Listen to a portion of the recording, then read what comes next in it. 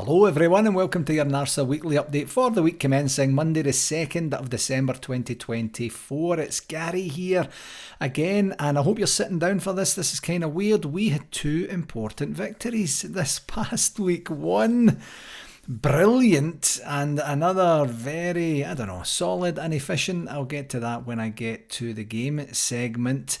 And dare I say it, there's maybe a wee bit of optimism in the air. I did actually try and test the waters on the optimism front with a bunch of pals yesterday and a bunch of different groups that I'm on. Not that many people were wearing it. I have to be very honest and say they were like, what have you been smoking? What have you been drinking? You shouldn't be drinking this time in the morning and such. But I don't know, 2 victories in a row will do that for you. And I just felt a wee bit better as a direct result. You know, there are, and I know I've said this in a kind of more negative connotation before, but there are genuine signs in there that we do have the semblance and the makings of some really good talented players in this squad and making it into an actual squad that can compete on a variety of levels. And I'm enjoying seeing it. It's obviously a lot easier to enjoy when we're actually winning games, and for some reason I just feel a wee bit better about everything. Of course, we're one bad result away, or one bad performance and result away from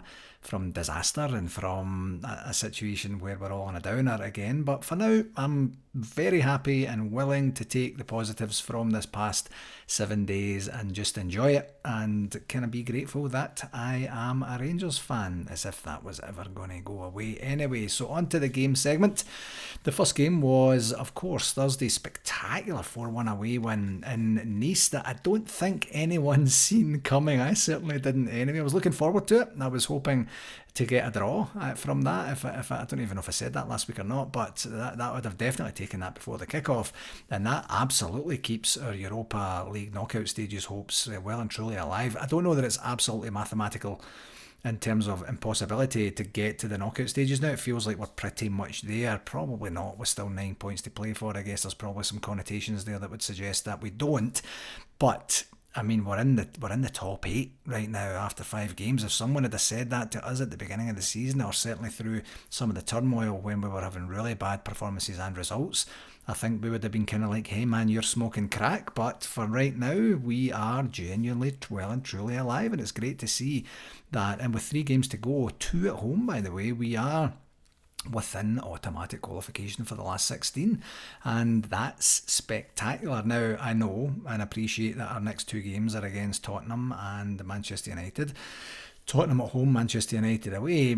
Manchester United just changed the manager around about this time of year. We know how that feels, we know how that goes, and okay, they had a good result yesterday, but they didn't have a great result in his very first game in charge, and his second game was a little bit of a squeaky bum victory with a later winner in that particular game. So they might be finding their feet in that, and I'm not 100% sure whether Europe is going to be a massive priority for them. But before that, of course, in a couple of weeks we have Tottenham, and I've said to everybody, even when Tottenham smashed Man City 4-0 at the Etihad, I had said Tottenham are up and down like a yo-yo. They've always been up and down like a yo-yo, and it seems to be more prevalent with Ange Postecoglou there now too, and you just never know. They might not be up for it, they might not be into it. And I think someone said, I think it was maybe a big Colin from Orlando, had said on the NARSA WhatsApp chat that all the pressure's on the English clubs and there's no pressure on us. You know, there's no expectation at all that we would get anything from these 2 games. So anything that we do get from these 2 games to set us up for the last game at home against Union Saint-Gilloise, then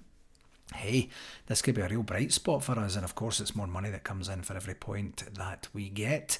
And it was just another brilliant performance, wasn't it? You know, another one that we should be very, very proud of and very happy. And the great thing for me personally was that Leo was off school on Thursday. They had what they called a flex day, so I guess a lot of people can kind of catch up, and if you missed exams and such, you would have to do that. Leo's a great student, so he didn't have to do any of that, so he had a wee bit of a kind of lazy day. Actually, we got a bit of work done together and such like that, but we got a chance to watch the game together, and it's nice to actually see a good performance where Leo's like, that's alright, my dad's in a pretty good mood, this is a good performance. Is that what it's like to be a Rangers fan and see a successful Rangers team win important matches? Maybe a little bit of enlightenment and epiphany for him.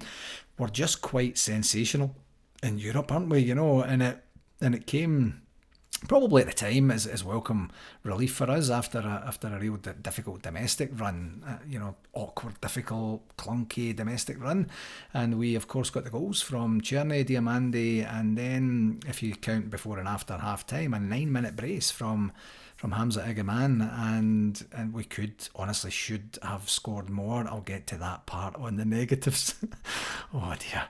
But I thought we were sensational for the entire game. I really did, and we we anticipated and reacted positively to the errors that they made. It was as like we had really absolutely done our homework, and we ran their defenders absolutely ragged. And their number 8, I can't remember what the guy's name was now, who was our captain as well. He was our best player, wasn't he? He had an absolute nightmare, the poor fella, and it's great to see, ha to him, and great for us. Just a brilliant performance. And Leo actually said after it, he says, I think that's the best that Rangers have ever played in my entire life.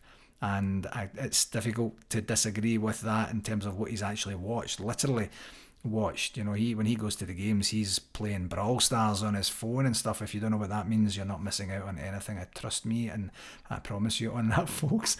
But we know we can do this, and we've always known this, to be fair, but that was more the exception to the rule, certainly in the last, 7 or 8 months in terms of this particular squad. But it's just piecing this type and style of attitude and performance into the domestic form that's going to be key for us going forward. So the positives, of course, the entire performance, the score, the implications of this for our automatic qualification hopes. We were, as I said before, quite simply brilliant the entire game.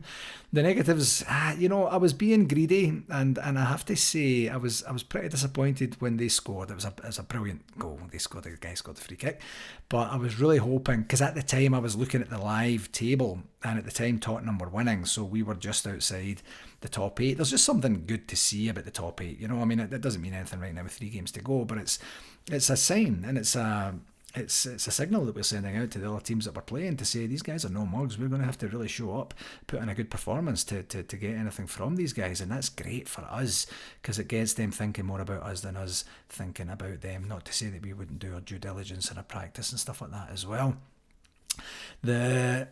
Other than the goal, I think the only other thing I need to mention is we did miss a lot of chances. We could have scored a lot more goals, and it wasn't just Cyril Dessers, but Cyril Dessers' miss was just wild, wasn't it? Oh my word. It was, and the problem is, I'd said on the NARSA chat that he took an assist away from Tav, because Tav had a brilliant ball across. I'm pretty sure it was Tav, and then that was Tav, wasn't it? I've got Connor Barron in my head now. Maybe it was. Hopefully it was Tav. It doesn't matter. But he gets the chest. He controls it brilliantly. He doesn't even think about it. Snaps the shot. And when you see it from behind the goal, if you haven't seen the angle from behind the goal, and to show quite how much space he had to put it into the space, it's just awful. And he just does that, doesn't he? Maybe not quite as blatant as that. I don't think anybody's saying that he's a bad guy. He's a terrible person or anything like that. But that's almost Van Vossen-esque. Can you imagine him doing that in the cup final? That would be a career ender for him, and certainly a career ender in terms of Rangers fans, and most Rangers fans have given up on him anyway. But I don't like to see that for any player. I'll support every single player in a light blue shirt, of course, but I just royal blue, I should say. But that was tough to watch. That was really tough to watch. In terms of the stats, 46% possession, which is really good away from home in Europe. 13 shots on goal with 8 on target. 13 on goal with 8 on target. That just shows you how dominant we were in terms of chances versus their 12 on goal and 7 on target. To be dead honest, and I'm obviously looking at this, I didn't look at the highlights back before I recorded today. I don't recall them having that many shots, but I'm just concentrating more. Maybe it's the blue tinted glasses here, but I'm just concentrating more on what we did. But the stats are fairly similar in terms of attempts on goal, which shows you that it was quite an entertaining game too. The referee watch, I think he did okay as far as I can remember. I don't recall him getting anything too wrong. He seemed to be the type and style of referee that would talk the players through the game. You saw that on some of the close-ups, which is always great. Then the players know exactly where they stand with him, so he'll get the standard 7 out of 10. So as I said, that means now we sit 8th in the table with 3 games to go. Spurs at home, Man United away, Union Saint-Gilloise at home, and 2 wins out of 3 gets qualified, maybe. I don't know if that's actually mathematically true. I would imagine so, but who knows. We'll see what it looks like. But great news in Europe. The second game, a wee bit less exciting, but yesterday's 1-0 win at St Johnstone, which was only our second domestic away win of the season. And as I kind of mentioned earlier in the intro there, I honestly thought it was good. It was pretty solid. It was good overall. And again, we should have scored more. Like, that's obviously a theme that we have. We need to get more creativity and more ruthlessness in front of goal. And Iggeman's double there hopefully was going to set that up for some successes going forward. Super Jack Butland hardly had anything to do in the entire game, and it just felt like everyone just did their jobs. It was efficient. It wasn't spectacular. I didn't honestly have the fear that sometimes I get where I'm like, oh, they're going to score at the end and we're going to be even further behind. This is even worse. I didn't have that. I just felt that we completely controlled the entire game. And of course, the game came from an own goal from former Ranger Jason Holt. So that was good. Thanks, Mr. Holt. We'll take that. But Tav would have put it in anyway. And I thought that was interesting to see Tav returning. There didn't seem to be quite as much negativity around that on the NARSA list anyway. And he did okay in the game. There was nothing too bad about what was there. We made some substitutions at half-time again, which is starting to become a wee bit of a theme. It could be just through injuries, but he's not afraid to say, like, this isn't working, there you go, we're not going to pull you off before half-time. That's a bit of a riddy, but we'll do it at half-time. And he rotated the team too, and actually talked about that, Philippe Clement, after the game, just saying we've got a massive run of games coming up here and we need to be able to be kind to the folks that are there, to be able to give them the best opportunity to succeed. So that's great as well. On the positives, the result, of course, another clean sheet, and the relative ease to which the game, I thought, played out basically for us. Excuse me. And more points clawed back on second place Aberdeen, who drew twice this past week, and they also play that Mankey Mob this midweek as well. So I'm kind of undecided about what result I want there. Probably a draw if possible. But as I mentioned after the semi-final of the League Cup, Aberdeen are back. They had a purple patch at the beginning, and they are back now. And I cannot wait to get our hands on them come next month and give them a bit of a show about what we are all about at Glasgow Rangers here. It was good also to see Hadji put in a great shift. I thought he played really well, actually, and set up the goal, of course. Conor Barron and Nico Raskin, brilliant again. These guys just seem to click together, which is fantastic. And as I mentioned earlier, just a special mention for Tav. I thought he played well. He wasn't under immense pressure, but he just seemed to have a little bit of that swagger back to him, getting up and down the pitch quite readily as well. So good for him for doing that. And just more game time for some of the returning players too. On the negatives, back to the not scoring enough goals. It's absolutely key, isn't it? And in times gone past, I probably would have said someone at some point is going to get an absolute doing, but I'm not actually sure if that's true, to be dead honest with you. It's not like, we're playing against some inspired goalies. That's the last two games that the two goalies have been absolutely brilliant against us, and fair enough that happens, but it's happening a lot, so we're giving them that opportunity to make these, Hollywood saves and such, and I'm not sure that we're quite ruthless enough, or ruthless as much as we should be in front of goals, certainly domestically, the way that the other team's set up. So we'll see what that looks like. Maybe someone gets a doing. Maybe we're saving it for the cup final and going to give them a doing. Who knows? But I'm not going to go too overboard with an away win and a clean sheet. Stats: 68% possession, 16 shots on goal, 11 on target. Again, just like the Nice game, these are good. These are really good numbers versus 4 shots on goal with 1 on target. And I don't actually even remember the 1 on target, to be honest, but it's very early in the morning here, so I could still be kind of half sleeping. On the referee watch, I was going to give Steve McLean, one of these 7 out of 10. He did okay, and then he went and booked Yanis Hadji for diving, and I'm still really annoyed about that. It was an awful decision, an absolutely terrible, ridiculous decision. Even if Hadji shouts or in some way tries to attract his attention with a "oh" or a whatever it is, it didn't look like he did. Even then, it wasn't a dive. It was so obviously wasn't a dive. He lost his foot and he kind of went down, got his balance, and then got back up, and the referee could not get his card out quick enough. And many times have I said that, and many times have we seen that over the years. So he's absolutely in my bad books. That was a shocking decision, and I wish that there was a facility to be able to appeal a yellow card, because there was no way in a million years that was a dive, and that's garbage. And I don't know if he's getting this reputation now. His first game back, he got that red card for that unfortunate challenge. There's certainly no malice in it or anything like that, and he's suddenly going to start getting booked, I mean, unless he's a nuisance on the pitch and he's just being annoying to the referees and the officials and everybody else. I don't know, but that was never a booking in a million years, and the referee should be ashamed of that one. So yeah, he's in my bad books. He's getting a 4 out of 10 because of that one specifically.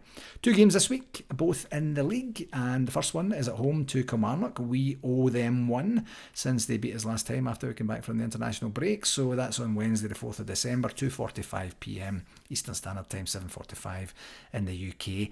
I've got a physio appointment at 1 o'clock. Actually, I think it's at 1:30. No, it's at 1. So I hope I'm done by 1:30, but the guy's always late. And that was booked for months. And then, of course, we get the fixture list coming out, and I'm thinking, great.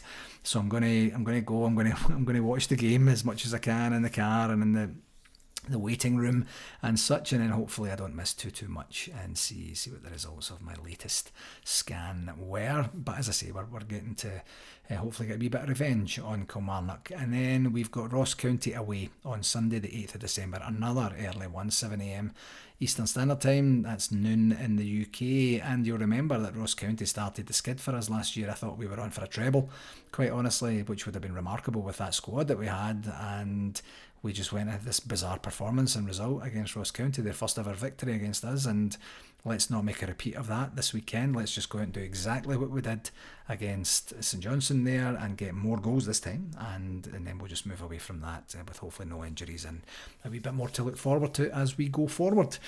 In terms of shout-outs for this week, I do have a couple actually, and then the first one is to congratulate Heart and Hand for their 7th anniversary on the Patreon network. If you don't know what that means, firstly, who Heart and Hand are, they are the world's biggest and most popular podcast, Rangers podcast. It's called Heart and Hand, the Rangers podcast.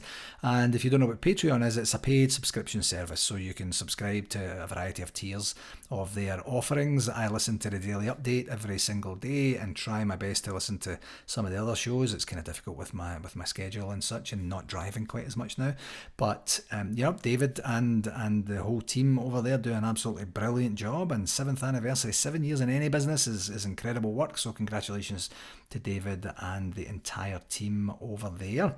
And the second one is for Orange County Football Club, Orange County Soccer Club, not the Orange County Rangers Supporters Club, but the Orange County Soccer Club. You remember that Rangers are still in partnership with them, and I got a note from, I think it's the chief exec or chief of partnerships, my apologies, I can't remember exactly what Dan's title is, but Dan Rutstein is very, very involved there, and he asked me to mention the fact that the club are running a fan ownership system at Orange County Soccer Club. They did it in the US last year, and about 1,500 folks became owners of the club, part share owners, and they're now running it in the UK.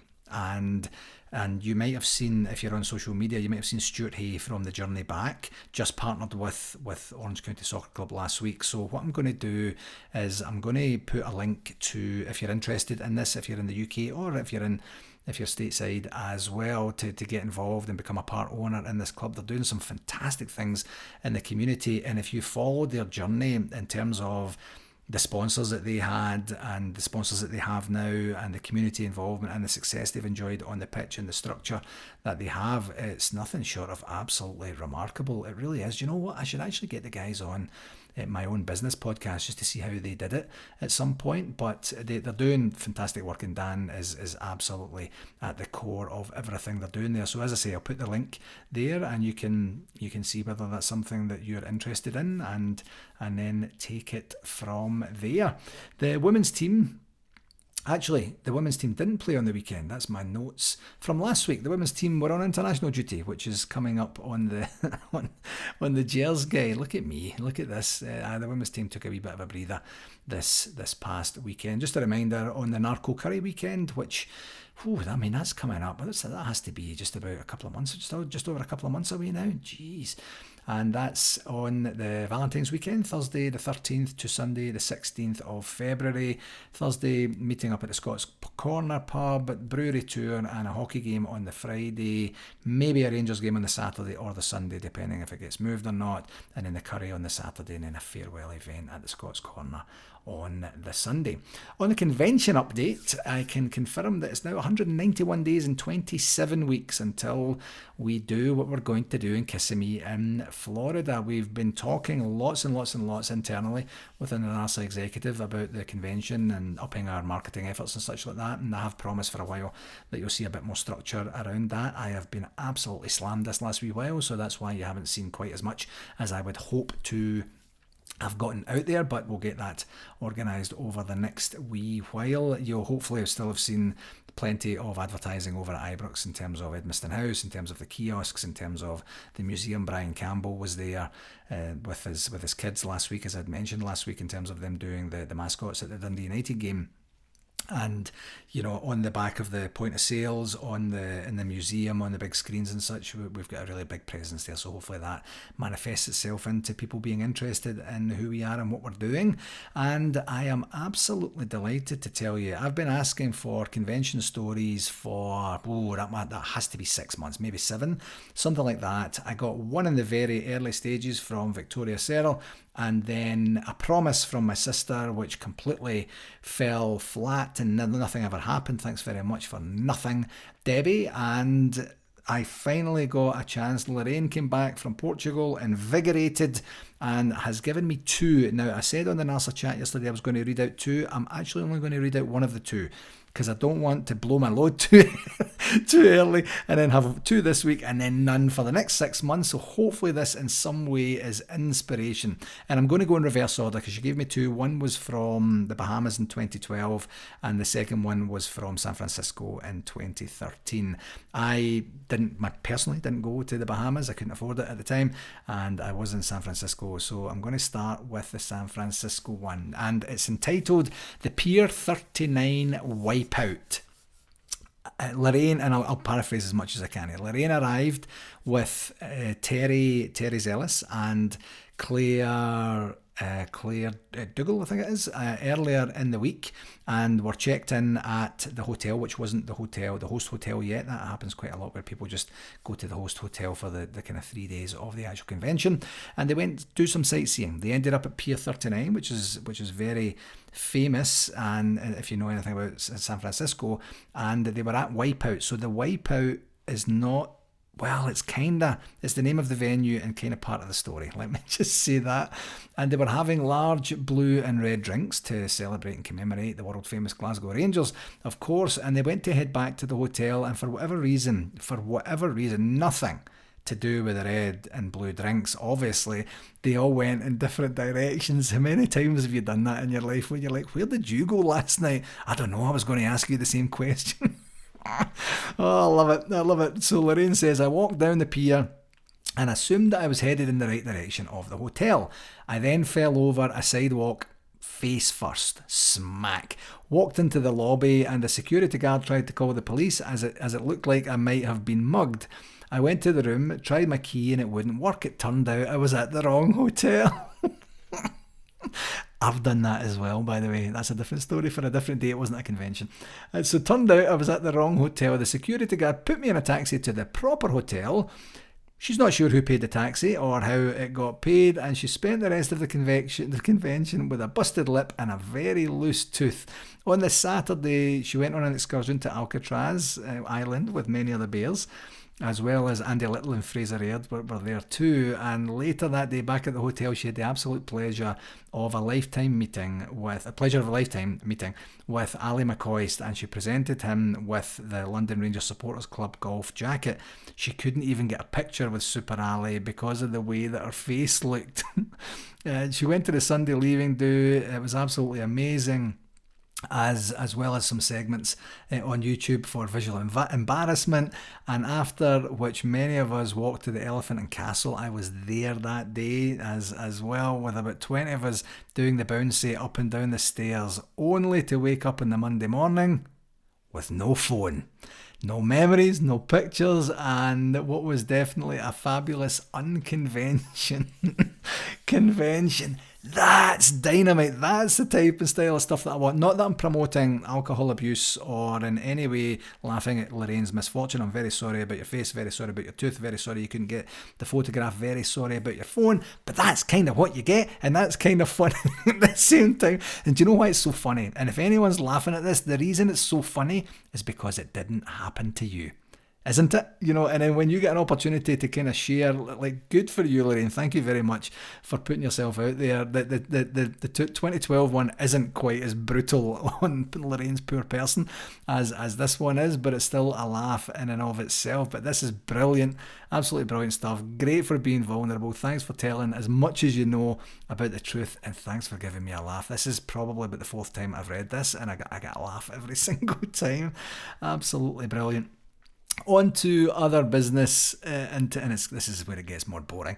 I did say last week that we had a regular bi-weekly meeting with Rangers, and that just wasn't true whatsoever. It's actually this week, so I just made a mistake last week. I don't know what I'm doing half the time.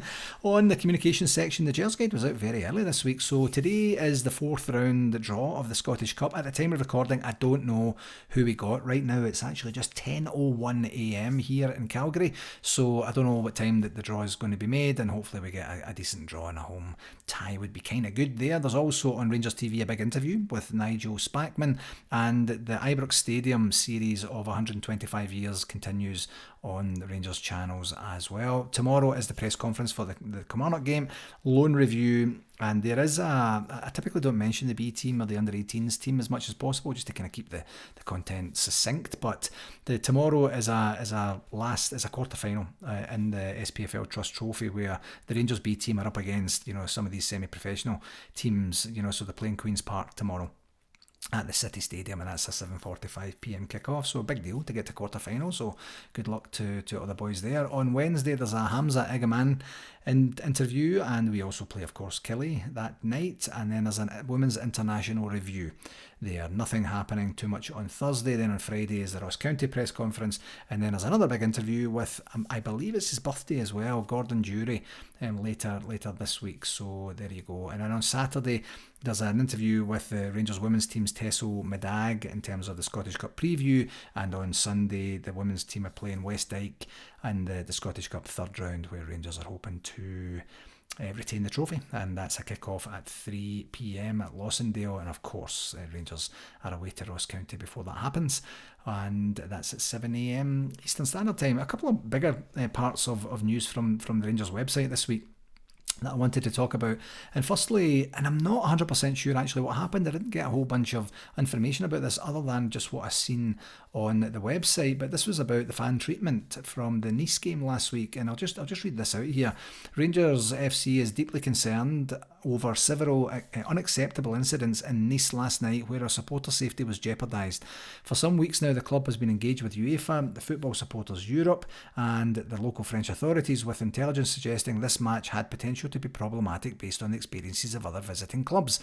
Despite that significant work, I should say, our supporters were badly let down by the draconian security operation, imposed by the local authorities being poorly organised and executed. This operation was changed on several occasions with no prior warning given to Rangers staff on the ground. Much of the communication provided to Rangers in advance also proved to be incorrect, with items such as power banks taken for storage during the match.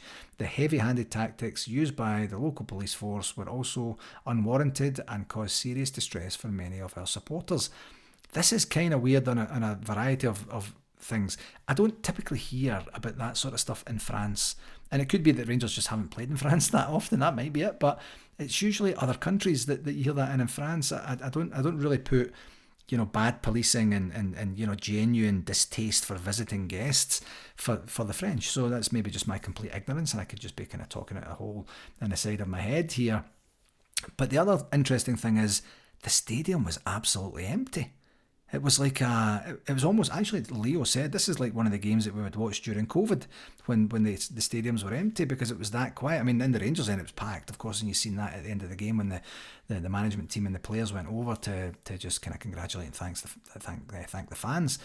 But I don't know what manifested itself there. But to come out with words like draconian and such, obviously something's been really irked in terms of the Rangers delegation there. So I'm glad to see they're coming out and speaking up about that, and hopefully something gets done between UEFA and the FSE as well, and see where that goes. But good to see Rangers sticking up for themselves. The second one was an article that's on the Rangers website. I'd encourage you to go and look at it, and it discusses the... Actually, do you know what I'll do? I'll read this out first. So it says Rangers men's first team midfielder Conor Barron joined a host of club legends and Variety Scotland ambassadors at Ibrox this afternoon as a new coach dedicated to the memory of Walter Smith. My man was presented to the pupils of Hazelwood School. Next to the fabulous new statue of the late legendary Gers manager, members of the Smith family were also present with the coach, set to make an enormous difference to the staff and children of Hazelwood, which is less than a mile from Ibrox Stadium. It's a tremendous honour to present this coach to Hazelwood School in memory of Walter Smith, said former Rangers player and Variety Scotland chairman Gordon Smith, good friend of NARSA. Walter was one of Variety Scotland's first celebrity ambassadors and hosted many dinners and golf events for us, helping us both raise the profile of the charity and raise thousands of pounds to support our work. I would encourage you to go and look at that, because there are some beautiful pictures there, absolutely cracking pictures. One with the statue, with the bus behind it, another few where you've got some of the students, you've got the family there, you've got the ex-legends, not ex-legends, you don't become an ex-legend, do you? You're the ex-players who are legends as well. And it's just such a great feel-good article, and to see that Walter, over 3 years after his death, is still creating impact at Rangers and still creating impact in the Rangers community, just absolutely warms my heart. Ethel and the boys are looking great there too. It's just a brilliant article. I thoroughly enjoyed reading it, and I would absolutely encourage you to do that too. Just a quick reminder about the annual Burns Supper celebration, and that's on the 24th of January. Oh, I said I was going to do these in a different order, didn't I? And then the Rangers, the Christmas party, which is on the 13th of December. That's a week on Friday. Wow, okay, Christmas is coming upon us pretty quickly here. Another reminder of the Rangers International Coaching Convention, and that's on the 3rd to the 6th of April. And that will kind of do it for this week. Just to manage your expectations about next week. Next week, I have my sister, Caroline, and her love, Craig, who are flying in this week. And it's my birthday week this week. I typically don't talk about my birthday ever, but I'll do so for this time because it has a wee bit of a material impact on what the show will look like next week, because next week's my actual birthday. So it might be a shorter podcast next week. I'll do as much preparatory work as I can in it, but it's going to be a bit of a madhouse here, so I'll record it. Maybe the quality isn't going to be that great because I have to record it in the car or something. I don't know. It's going to be a heavy weekend. I'm having a birthday party on Friday. I typically don't ever do that either, but it's a bit of a milestone one, so I'll talk about that a wee bit more next week, but we'll see what it looks like. It'll be the best I can possibly do under the circumstances that I am under after a heavy weekend. That will do it as for this week, my friends. As always, I'd like to take this opportunity to thank you very, very much, and special thanks to Lorraine for sending that brilliant story, and it's such a good one. And this week, 2 more victories, folks. It's as simple as that. Take care and all the very best to you, okay? Follow.